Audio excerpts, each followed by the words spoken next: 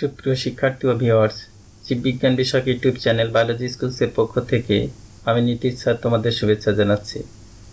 সরকারি BL college Khulna আয়োজিত online ক্লাসের অংশ হিসেবে প্রাণিবিদ্যা বিভাগের স্নাতকোত্তর পর্যায় বা মাস্টার শ্রেণীর দ্বিতীয় ক্লাস নিয়ে আজ হাজির হয়েছে। আজকের আলোচ্য বিষয় ফিশ পপুলেশন ডিনামিক্স এর এরিয়া বা স্কোপ এবং অবজেক্টিভস নিয়ে।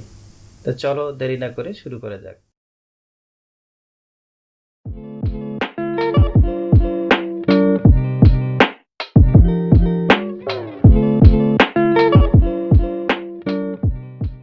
সুপ্রিয় শিক্ষার্থীবৃন্দ, পূর্বের ক্লাসের ধারাবাহিকতায় আজ আমাদের আলোচ্য বিষয় ফিশ পপুলেশন ডিনামিক্সের অবজেক্টিভস অর্থাৎ ফিশ পপুলেশন ডিনামিক্সের যে উদ্দেশ্য সেই সম্পর্কে আমরা আলোচনা করব। তোমরা জানো যে ফিশ পপুলেশন ডিনামিক্স বলতে আমরা বুঝি যে সংশ্লিষ্ট বিষয়ের আউটপুটস, আউটকামস বা বেনিফিট সম্পর্কে এখানে আলোচনা করা হবে।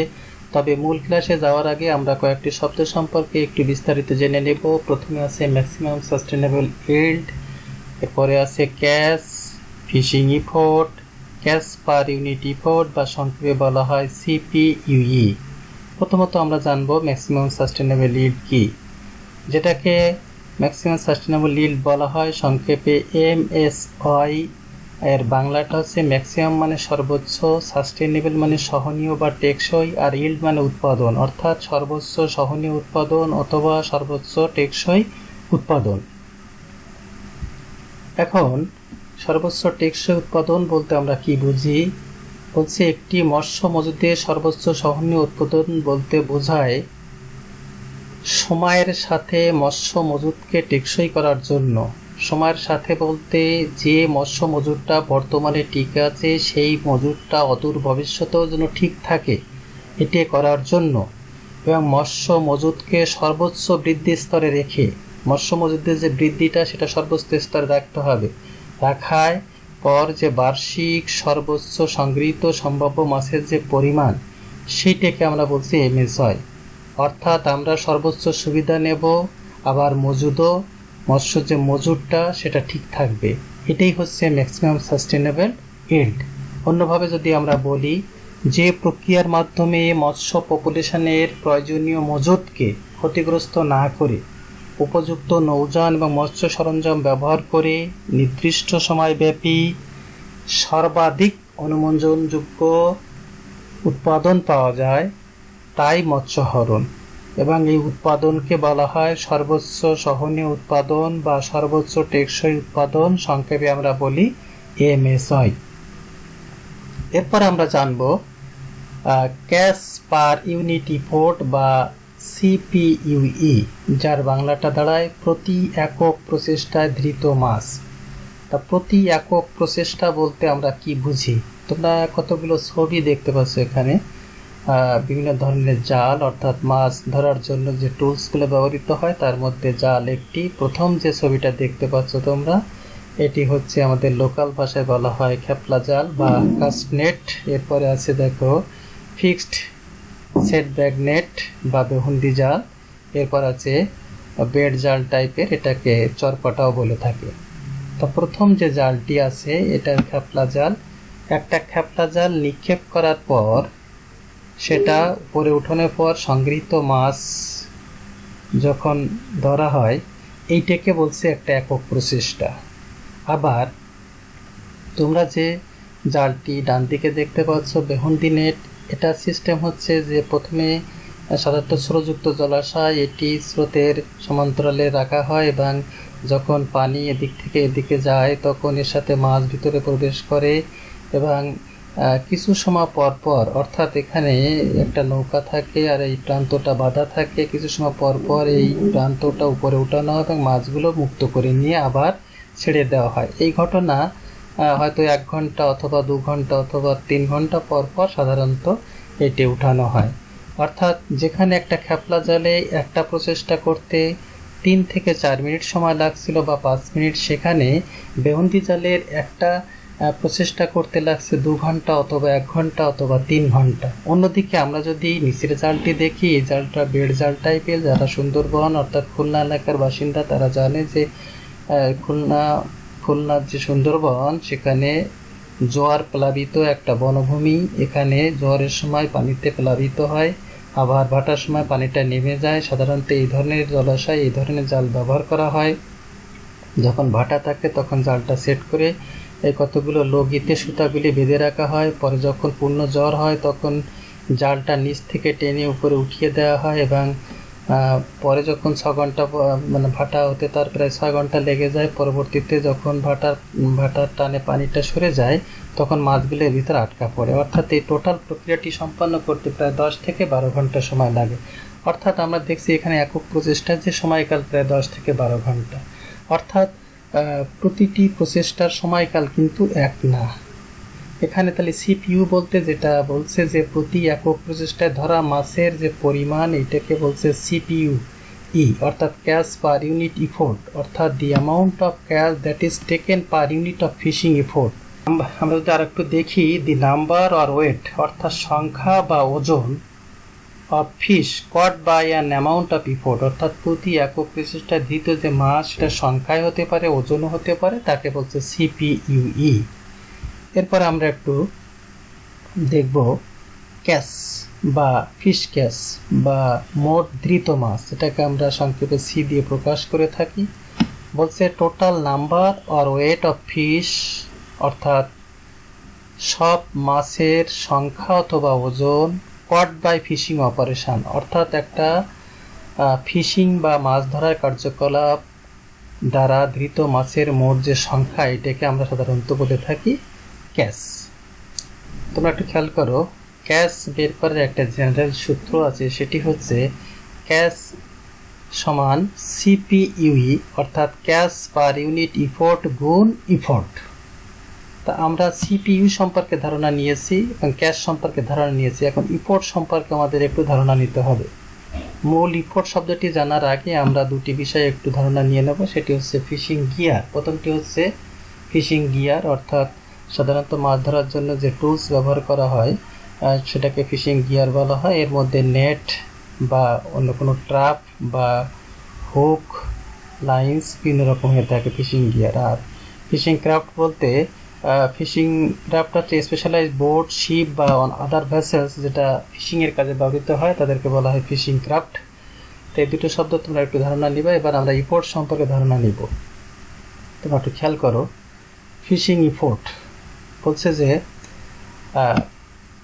Fishing effort is the amount of fishing gear of a specific type used on the fishing ground over a given unit of time, অর্থাৎ একটি নির্দিষ্ট সময় ধরে কোনো মাছ ধরার এলাকা, যেটাকে ফিশিং গ্রাউন্ড বলা হয়, মাছ ধরার জন্য নির্দিষ্ট ধরনের সরঞ্জাম অর্থাৎ ফিশিং গিয়ার আমরা ব্যবহার করি, তার পরিমাণকে বলা হয় ফিশিং ইফোর্ট। আমরা যদি একটি উদাহরণ দেখি, যে আমরা যদি একটু খেয়াল করি, এখানে 2টি নেট 2 ঘন্টা চেষ্টা করে 4টি মাছ ধরেছে, অর্থাৎ এখানে তোমার টোটাল নেট আওয়ার দাঁড়াচ্ছে 4, এটাকে আমরা বলছি ক্যাচ ইফোর্ট। আর টোটাল ক্যাচ বলতে 4, আর সিপিইউটা সাধারণত এই ক্যাচকে ইফোর্ট দিয়ে ভাগ করা হয়, ক্যাচ 4 ইফোর্ট 4, অর্থাৎ সিপিইউ এখানে হচ্ছে 1। অর্থাৎ নির্দিষ্ট সময় ধরে কোনো মাছ ধরার এলাকায় মাছ ধরার নির্দিষ্ট সরঞ্জামের পরিমাণকে ফিশিং ইফোর্ট বলা হয়। এটি ফিশিং ইফোর্টের একটি সাধারণ ধারণা। আমরা যদি একটু বাণিজ্যিকভাবের কথা চিন্তা করি তাহলে ফিশিং ইফোর্টটা কি আমরা দেখি, ক্যাচ সমান সমান সিপিইউই গুণ ইফোর্ট। ইফোর্টের মধ্যে আসলে 3টি অংশ যুক্ত রয়েছে। একটা হচ্ছে ফ্রেম সার্ভে, একটা অ্যাক্টিভ ডেজ সার্ভে, একটা boat activity survey. BSc survey মানে বোট অ্যাক্টিভিটি সার্ভে। এই 3টা জিনিস একত্রিত হয়ে তোমার ইফোর্টটা তৈরি করে। এখন আমরা একটা একটা করে একটু জানার চেষ্টা করি। প্রথমে ফ্রেম সার্ভেটা কি? ফ্রেম সার্ভে দেখো বলছে express the total number of boat, অর্থাৎ একটা নির্দিষ্ট জলসীমায় একটি নির্দিষ্ট সময় যতগুলো বোট ওখানে মাছ ধরা কাজে নিয়োজিত থাকবে তাকে বলা হবে frame survey. Active days survey আমরা এইটা দ্বারা বোঝাই যে number of days that fishing activities, অর্থাৎ ওই যে জলাশয়, যে সুনির্দিষ্ট জলাশয় কতদিন ধরে মাছ ধরা হচ্ছে সেইটা হচ্ছে তোমার ফিশিং অ্যাক্টিভিটিস। আর বিএসসি অর্থ হচ্ছে বোট অ্যাক্টিভিটি কোএফিসিয়েন্ট, এটা দ্বারা বোঝানো হয় probability that any boat will active on any given day, একটা নির্দিষ্ট দিনে একটা বোট যতটুকু অ্যাক্টিভ থাকে এইটাকে বলা হয় বিএসি। তা বিএসিটা ভালোভাবে রপ্ত করার জন্য আমরা বিএসির ক্যালকুলেশনটা একটু দেখব। তার আগে আমরা এখানে একটা সিপিইউ এখানে লেখা আছে দেখো, ল্যান্ডিং সার্ভে। ল্যান্ডিং সার্ভে বলতে আমরা বুঝি যে টোটাল ওভারঅল সিপিইউস, অর্থাৎ টোটাল সিপিইউ একটা নির্দিষ্ট এলাকা যত কার্যক্রম চলে মাছ ধরা সেটাকে টোটাল সিপিইউ বলা হয়। আমরা এখন বোট অ্যাক্টিভিটি কোএফিসিয়েন্ট ক্যালকুলেশনটা একটু দেখবো। একটু খেয়াল করো তোমরা যে আমরা ধরি যে একটা হাইপোথেটিক্যালি 1 মাস ধরে 5টা বোট মাছ ধরার কাজে নিয়োজিত আছে একটা নির্দিষ্ট এলাকায়। তাহলে এখানে 5টা বোট 30 দিন, মোট এলিমেন্টস দাঁড়াচ্ছে তোমার 150, তাই না? 30 দিন রিপ্রেজেন্ট ফিশিং, অর্থাৎ 30 দিন মাছ ধরলে 5টা বোটের 150 এলিমেন্টস রেজাল্ট আসে। আর বিএসসি বের হবে 30/150, অর্থাৎ 30 দিনকে 150 দিয়ে ভাগ দিলে আসবে 0.2, which is the probability that the boat will fishing on any day. যে কোনো দিনে একটা মাছের যে ফিশিং প্রবাবিলিটি সেটা হচ্ছে 0.2, অর্থাৎ আমরা টোটাল দিনকে টোটাল এলিমেন্টে ভাগ দিলে আমরা বিএসসির মানটা পাবো। তাহলে ফিশিং ইফোর্ট ইটা যদি আমরা বের করি, প্রথমে বিএসসি, তারপরে এফ মানে নাম্বার অফ বোট, অর্থাৎ এখানে 5টা, আর এ মানে ফিশিং অ্যাক্টিভ ডে অর্থাৎ 30 দিন। তার মানে এখানে বোটের যে প্রবাবিলিটি সেটা 0.2, 5 বোট আর 30 দিন, মোট তোমার এখানে ফিশিং ইফোর্ট দাঁড়াচ্ছে 30 বোট ডে, এটাকে বলছে। সুপ্রিয় শিক্ষার্থীবৃন্দ, এতক্ষণ কয়েকটি শব্দের ব্যাখ্যা আমরা জানার চেষ্টা করছিলাম। এখন আমাদের মূল আলোচনা ফিশ পপুলেশন ডিনামিক্স, সেই ডিনামিক্সের যে অবজেক্টিভস বা তার যে উদ্দেশ্য, সেই উদ্দেশ্যগুলি আমরা জানার চেষ্টা করব। তোমরা একটু খেয়াল করো যে মৎস্য সম্পদের উন্নয়ন ও ব্যবস্থাপনায় মৎস্য পপুলেশন ডিনামিক্স এক গুরুত্বপূর্ণ ভূমিকা পালন করে। জলাশয় মৎস্যপুষ্টির ভারসাম্য বজায় রেখে সর্বোচ্চ সহনীয় উৎপাদন বা সর্বোচ্চ টেকসই উৎপাদন, যেটাকে আমরা বলি ম্যাক্সিমাম সাস্টেনেবল ইল্ড বা এমএচআর। কিছু সময় আগেই আমরা এমএসআই সম্পর্কে বিস্তারিত জেনেছিলাম যে একটি জলাশয়ের স্টককে সহনশীল রেখে সর্বোচ্চ আহরণ করার যে কৌশল, সেটাই হচ্ছে ম্যাক্সিমাম সাস্টেনেবল ইল্ড। যাই হোক, মৎস্য পপুলেশন ডিনামিক্সের যে উদ্দেশ্য, সেই উদ্দেশ্যগুলো নিচে দেওয়া হলো। প্রথম তোমরা একটু খেয়াল করো, মৎস্য পপুলেশন মজুদের সঠিক ব্যবস্থাপনা ও সংরক্ষণ ব্যবস্থা সম্পর্কে জানা। দ্বিতীয়টি আছে দেখো, ধৃত মাছ, অর্থাৎ টোটাল যে ক্যাচ এবং একক প্রচেষ্টায় ধৃত মাছ, এই শব্দ দুটিও ব্যাখ্যা একটু ইতিপূর্বে আমি দিয়েছি। ফিশিং ইফোর্ট কি, তার বর্তমান অবস্থা সম্পর্কে জানা। এরপরে তোমরা দেখতে পাচ্ছ যে প্রধান মৎস্য প্রজাতির প্রাচুর্যতার বর্তমান অবস্থা নির্ণয় করা। প্রধান মৎস্য প্রজাতি বলতে একটি জলাশয়ে বিভিন্ন ধরনের মাছ থাকে, তার মধ্যে কিছু মাছ থাকে কমার্শিয়াল ফিশ, যেগুলো আমরা সংরক্ষণ অথবা আমাদের অর্থনৈতিক দিক থেকে বিবেচনা করে তাদের প্রাচুর্যতা, অর্থাৎ তাদের পরিমাণ সংখ্যায় হতে পারে, ওজনে হতে পারে, বর্তমান অবস্থা নির্ণয় করাই আমাদের এই ফিশ পপুলেশন ডিনামিক্সের অবজেক্টিভসের মধ্যে পড়ে। মাছকে প্রভাবিত করা সকল ফ্যাক্টর এবং তার ইকোলজি, বৃদ্ধি, খাদ্য, প্রজনন, মৃত্যুহার ইত্যাদি নির্ণয় করা।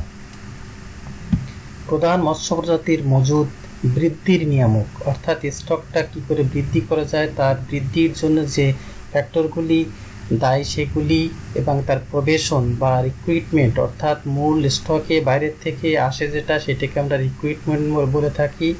আর রিক্রুটমেন্ট দুইভাবে হতে পারে। তোমরা জানো যে একটা নতুন বাচ্চা জন্ম লাভের মাধ্যমে মূল স্টকে জমা হতে পারে, অথবা অন্য জায়গার থেকে আসতে পারে। এই দুইভাবে প্রবেশন বা রিক্রুটমেন্ট হতে পারে। আর মৃত্যু হার, এগুলো নির্ণয় করতে হবে।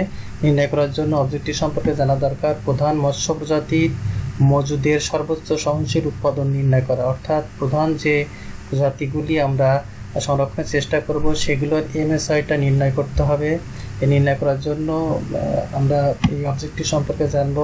প্রধান মৎস্য প্রজাতির মজুদের প্রজনন ক্ষেত্র, প্রজনন মৌসুমে নার্সারি গ্রাউন্ড চিহ্নিত করা, যাতে প্রজনন ক্ষেত্রে বা প্রজনন মৌসুমি সেখান থেকে ওই মাছগুলো কেউ না ধরে তার ব্যবস্থা করা, আর নার্সারি গ্রাউন্ডগুলো চিহ্নিত করা যাতে সেখানে বাচ্চারা সহজে বেড়ে উঠতে পারে। এরপর মাছের জীবনমান বৃদ্ধি এবং এর মাধ্যমে উৎপাদনশীলতা বৃদ্ধি করা। মাছের জীবনমান বৃদ্ধি হলে তার স্বাস্থ্য ভালো থাকবে, তার উৎপাদন বেশি হবে। এরপরে আমরা দেখি যে দীর্ঘমেয়াদী সর্বাধিক সম্ভাব্য অর্থনৈতিক সুবিধাগুলি অর্জন করা, অর্থাৎ অর্থনৈতিক সুবিধাগুলি অর্জন করার জন্য দীর্ঘমেয়াদী যে সকল পরিকল্পনা সবগুলো নিতে হবে। সুপ্রিয় শিক্ষার্থী, এই ছিল আজকের আলোচনা।